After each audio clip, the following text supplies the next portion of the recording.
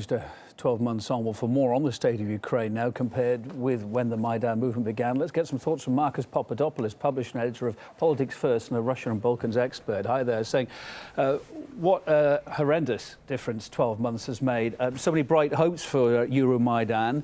Give us your thoughts on the way it's turned out.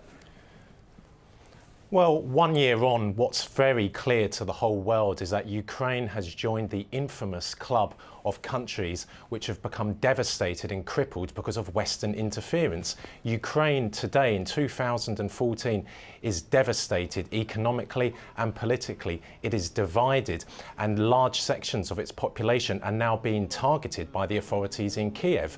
So that's the brutal reality of the situation. It's a deplorable state of affairs in Ukraine.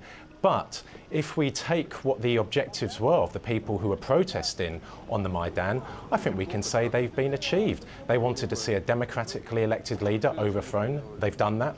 They wanted to see ultra-nationalists and neo-Nazis be elected to the Ukrainian parliament and become ministers in the government. They've achieved that.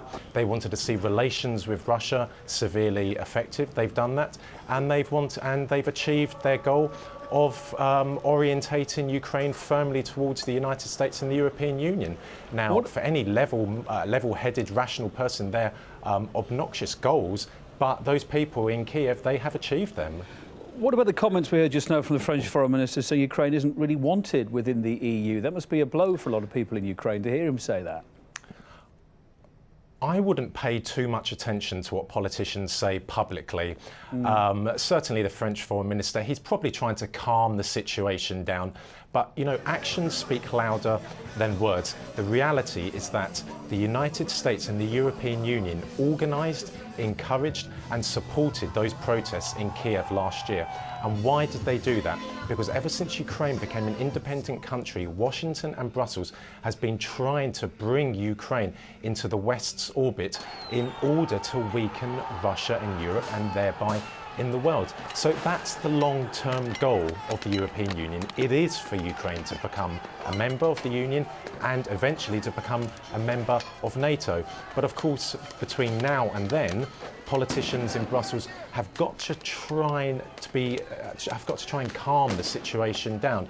But as I said just now, actions speak louder than words. They are responsible for this. On the same breath as maybe some of the European politicians are calming it down, we're also hearing, you know, in the last day or two, a high-profile US official saying Washington needs to start supplying lethal arms to Ukraine. Well, the parallels between Ukraine and Syria are striking. The war in Syria is down to the West, and it's been made all the worse because of the arms which the West and its allies have been pumping into Syria.